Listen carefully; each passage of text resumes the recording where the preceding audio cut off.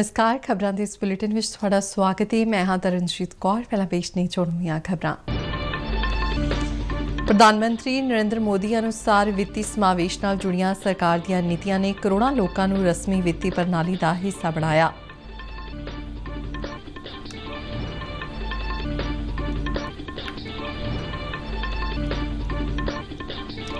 राष्ट्रपति द्रौपदी मुर्मू ਵੱਲੋਂ समाज विच महिलावां दे योगदान दा उत्सव मनाउण लई दूरदर्शन दी शलाघा।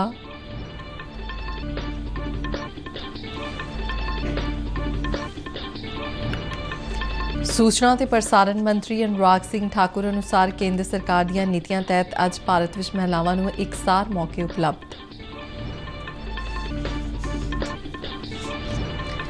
देश विच पिछले 12 महीनों दौरान UPI राहीं भुगतान विच वाधा।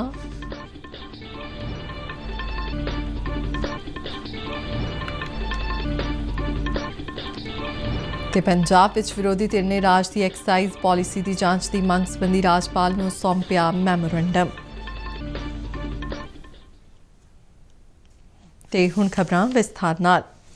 प्रधानमंत्री नरेंद्र मोदी ने कहा है कि माली समावेश नाल संबंधित सरकार दीयां नीतियां ने करोड़ां लोकां नूं रस्मी माली प्रणाली दा हिस्सा बना दिता है।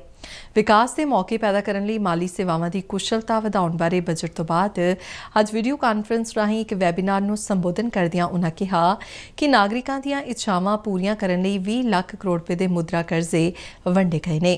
प्रधानमंत्री मोदी ने कहा कि 40 लाख रेहड़ी फड़ी लगाउण वालिआं नूं पहली वार प्रधानमंत्री स्वनिधि योजना तहत बैंकिंग खेतर तो समर्थन मिलिआ है।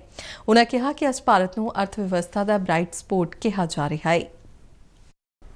अब चर्चा की शुरुआत पहले की तरह क्वेश्चन मार्क की जगह विश्वास ने ले ली है और चर्चा के अंत वाले समय में भी क्वेश्चन मार्क की जगह अपेक्षा ने ले ली है। आज भारत को वैश्विक अर्थव्यवस्था का ब्राइट स्पॉट कहा जा रहा है। भारत आज G20 की प्रेसिडेंसी का दायित्व भी उठा रहा है। प्रधानमंत्री नरेंद्र मोदी ने कहा कि वोकल फॉर लोकल अते आत्मनिर्भरता दा विजन एक कौमी जिम्मेदारी है।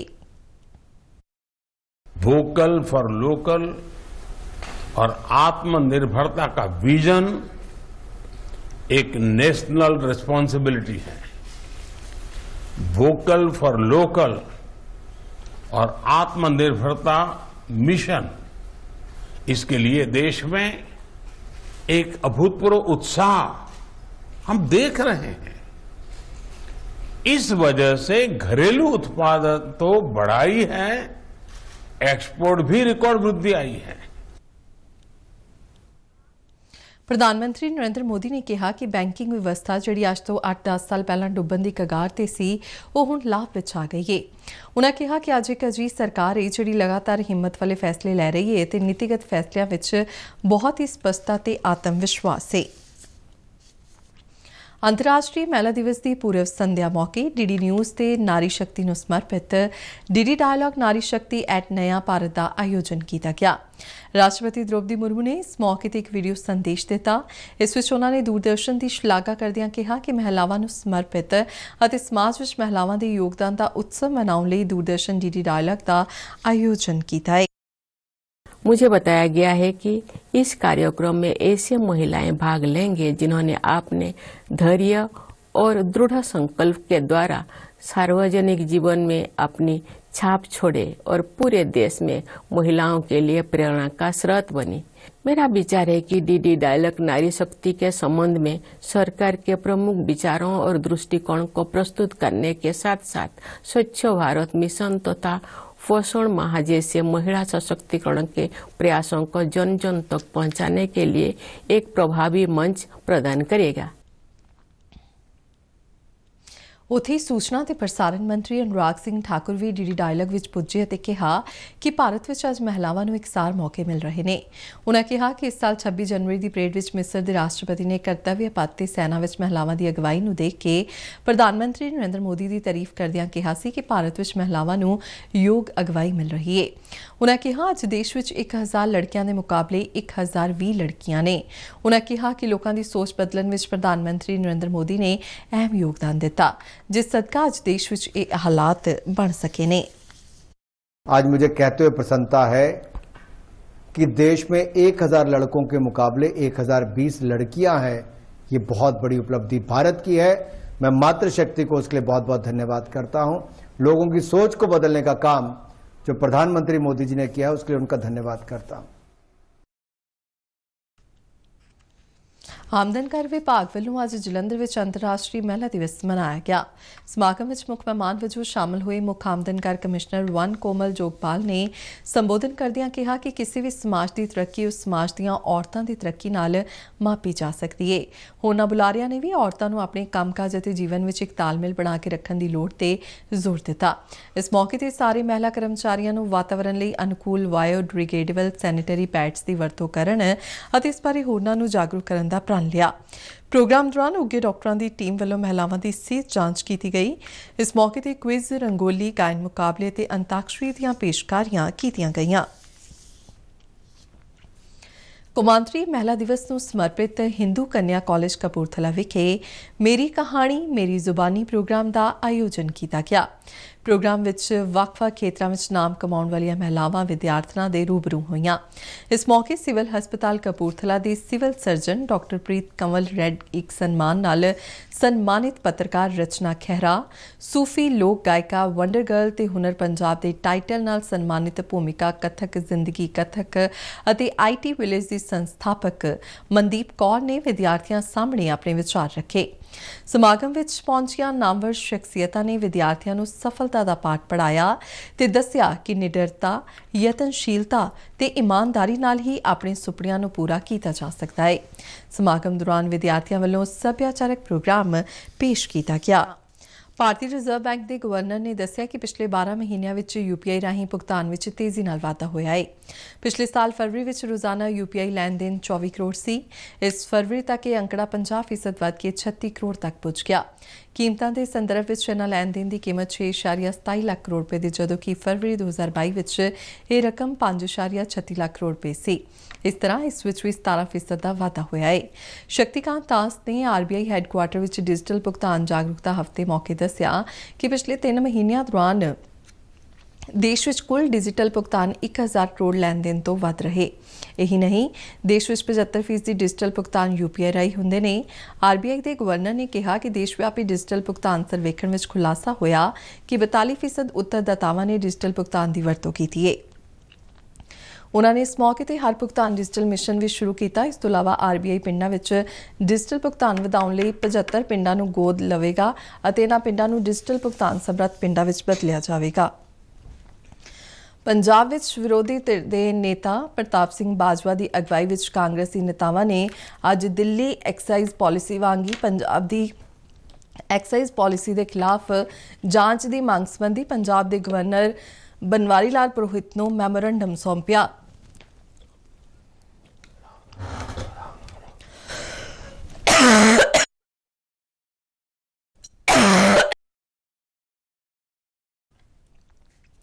ਇਸ ਵਿੱਚ ਉਹਨਾਂ ਨੇ ਫੌਜਾ ਸਿੰਘ ਸਰਾਰੀ ਮਾਮਲੇ ਦੀ ਜਾਂਚ ਕਰਾਉਣ ਦੀ ਵੀ ਮੰਗ ਕੀਤੀ ਹੈ।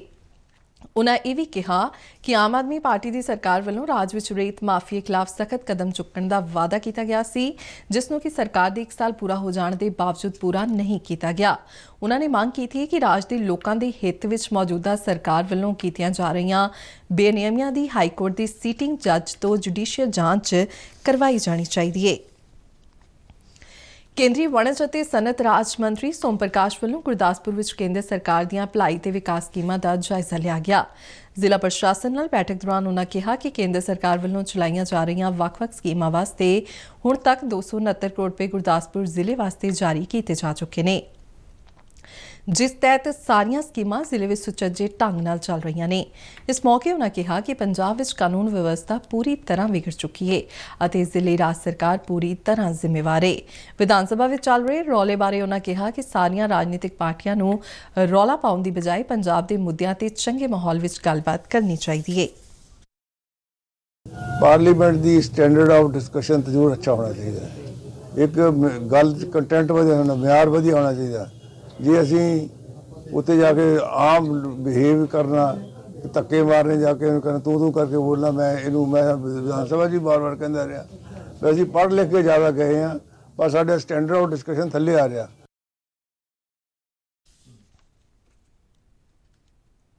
भारतीय जनता पार्टी के कौमी जनरल सकत्तर ने इस गल की तीखी आलोचना की है कि पंजाब सरकार 2021 विच प्रधानमंत्री नरेंद्र मोदी की पंजाब फेरी दौरान सुरक्षा विच होईयां कुताहियां प्रति सुप्रीम कोर्ट वालों मंगी रिपोर्ट ते सौ रही है। उन्होंने कहा कि प्रधानमंत्री की सुरक्षा नूं दाਅ ते लगाउण वाले अधिकारियों विरुद्ध सख्त कार्रवाई होनी चाहिए है। उन्होंने कहा कि उस वेले दी कांग्रेस सरकार ने जानबूझ के प्रधानमंत्री के खिलाफ साजिश की सी, पर यह बहुत ही मंदभागा है कि आम आदमी पार्टी सरकार अधिकारियों की इस वड्डी गलती नूं मुआफ कर रही है। नेहरू युवा केंद्र मोहाली वालों डेरा बस्सी के सरकारी कॉलेज विखे युवा उत्सव इंडिया @2047 की लड़ी तहत युवा उत्सव का आयोजन किया गया। इस समागम में यूथ डिवेलपमेंट बोर्ड पंजाब के चेयरमैन परमिंदर सिंह गोल्डी मुख मेहमान वजों शामिल हुए। इस मौके संबोधन करदियां उन्होंने कहा कि केंद्र सरकार के इस उपराले तहत नेहरू युवा केंद्र वालों किए जा रहे यतन शलाघायोग ने, जो कि देश की तरक्की लई सहाई होणगे अते नौजवानों को शक्तिशाली बनाउणगे। इस मौके नेहरू युवा केंद्र डिप्टी डायरैक्टर परमजीत सिंह ने दस्सिया कि युवा उत्सव पूरे भारत विच आयोजित किए जा रहे हैं, जिन्हां दा विशा पंज प्राण है। उन्होंने कहा कि भारत की आज़ादी की 75वीं वर्षगांठ के इस शानदार जश्न लई युवा शक्ति से जन भागीदारी भारत @2047 तक चलने वाली शक्ति होगी। इस मौके वक्-वक् विभागों जिवें जल सप्लाई, सेहत, DIC, रोजगार उत्पत्ति, खेतीबाड़ी और ग्रामीण बैंक वालों स्टॉल लगाए गए और नौजवानों को वक्-वक् स्कीमां राही रोजगार के मौकों बारे जानकारी दी गई। इस मौके पेंटिंग, कविता, भाषण, फोटोग्राफी और सभ्याचारक मुकाबले करवाए गए। उत्तर भारत के प्रसिद्ध धाम श्री दुर्गियाना मंदिर में होली का एक अलौकिक नज़ारा देखने को मिला, जिथे लोगों ने भगवान लक्ष्मी नारायण जी के मंदिर तो भगवान गिरिराज जी की शोभा यात्रा सजाई और फुल्लां नाल होली खेडी। इस मौके पर स्थानक श्रद्धालुओं के नाल वख-वख थावां तो आए सैलानियों ने भी एक दूजे के फुल सुट के होली का त्यौहार मनाया।